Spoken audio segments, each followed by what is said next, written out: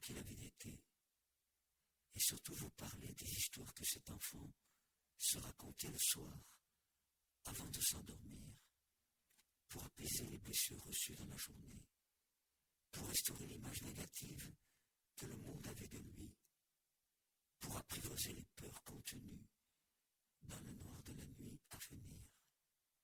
Oui, j'aurais pu commencer comme cela, ou encore vous dire que ce recueil de contes est né de deux découvertes essentielles à ma vie personnelle et professionnelle. La première, quand j'ai compris la nécessité vitale, dans toute relation, d'oser se dire, de pouvoir nommer ses sentiments, d'exprimer son vécu, de témoigner de ses émotions, et même d'oser énoncer ses désirs, et donc d'aller au-delà du silence des mots, pour ne pas se laisser enfermer dans la violence des mots qui pouvaient s'installer en nous quand nous restons trop longtemps dans le non-dit. La deuxième découverte a été de comprendre que toutes les maladies, mal à dire, sont des langages symboliques et métaphoriques avec lesquels une personne en difficulté de santé ou en difficulté dans ses relations les plus essentielles tente de dire l'insupportable, de crier l'indicible. Tout cela m'a entraîné à développer, il y a quelques années, le concept de soin relationnel. J'appelle soin relationnel l'ensemble des gestes et des paroles, des attitudes et des propositions réalistes ou symboliques qu'un soignant peut proposer à une personne en difficulté de santé, pour lui permettre d'entendre le sens de ses somatisations, de ses passages à l'acte, c'est-à-dire des violences qu'elle retourne contre elle-même, ou des violences physiques reçues ou engrangées par son corps. Pour soutenir la personne en souffrance, afin qu'elle devienne un sujet actif dans l'accompagnement de son traitement et des soins qu'elle recevra. Pour l'aider à retrouver et à développer des énergies et des ressources qui lui donneront plus d'autonomie, plus d'ouverture dans ses rencontres avec les cadeaux de la vie. Parmi les soins relationnels, j'ai introduit la possibilité de créer et de raconter des contes, des métaphores, des histoires poétiques ou ludiques qui suscitent chez celui qui les entend un éveil, une prise de conscience et surtout, la possibilité d'établir des reliances.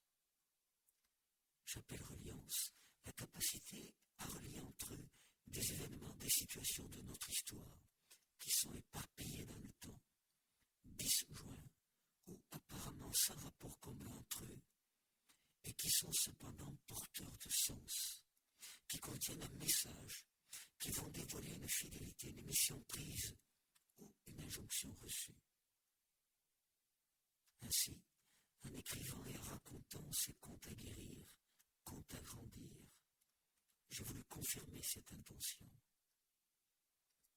Chacun de ces contes racontés ou lus à un enfant ou un ex-enfant a bien rempli sa mission, qui était de guérir un symptôme, de supprimer un malaise, de modifier ou de transformer une relation vécue jusqu'alors comme insatisfaisante ou douloureuse, de provoquer un changement significatif dans un mode de vie et une façon d'être au monde.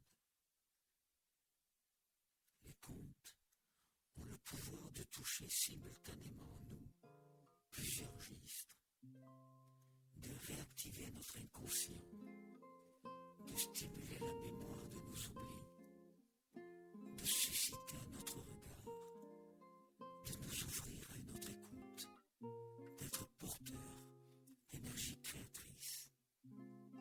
Et même si ma grand-mère disait on ne voit ses problèmes qu'avec ses yeux, ou encore nul n'est plus sourd que celui qui entend, nous pouvons aller à la recherche de notre vérité la plus profonde, en sachant toutefois que le plus difficile dans la recherche de la vérité, c'est que parfois on la trouve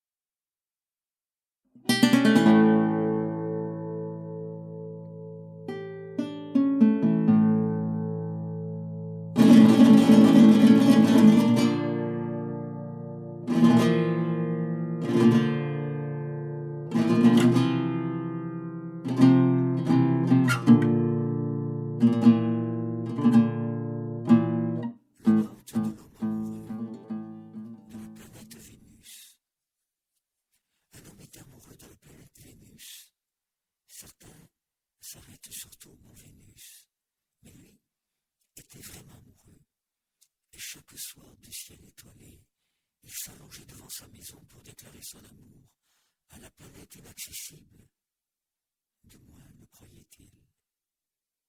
Un soir où il rêvait ainsi, le cœur plein d'amour et le corps empli d'émoi, il entendit une voix très douce chuchoter à son oreille. Je suis très touché de ta ferveur et impatiente de te serrer dans mes bras. Viens me rejoindre, viens. Il se leva d'un bond. Il avait bien reconnu la voix de l'aimé, même s'il ne l'avait jamais entendue. La planète Vénus, enfin, avait perçu son amour et répondait à sa flamme. Mais comment puis-je arriver jusqu'à toi ? Je ne suis qu'un homme. Elle murmura tout proche.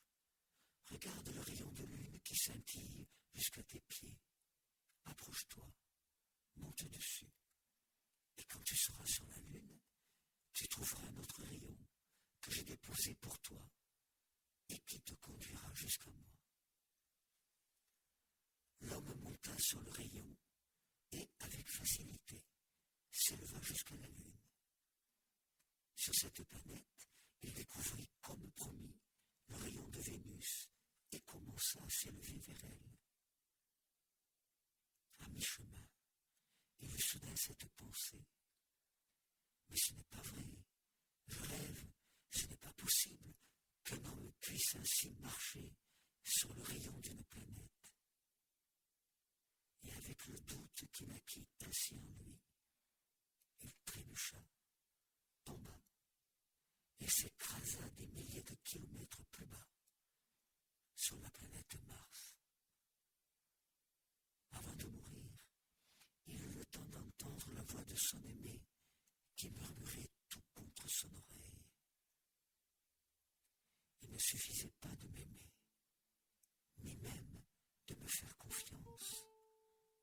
Encore fallait-il que tu puisses croire en tes ressources, que tu oses te faire confiance à toi-même et seulement à toi-même.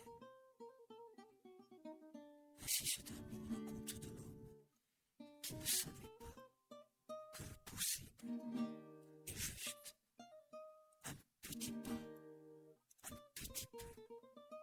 après l'impossible.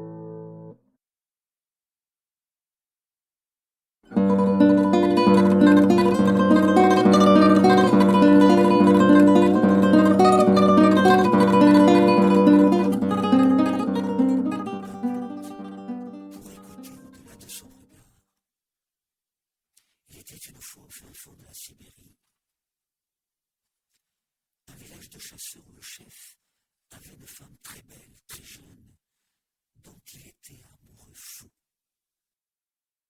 La saison de chasse ayant été très fructueuse, il chargea son traîneau de toutes les fourrures pour aller les vendre à la ville voisine.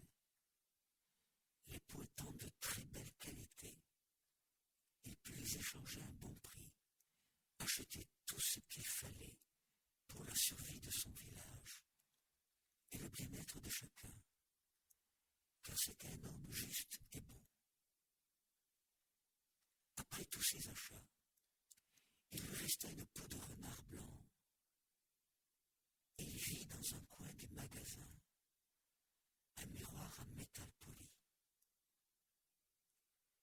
Dans son village, où on vivait depuis des millénaires sous la tente, il n'y avait jamais eu de mémoire de chasseur, un seul miroir.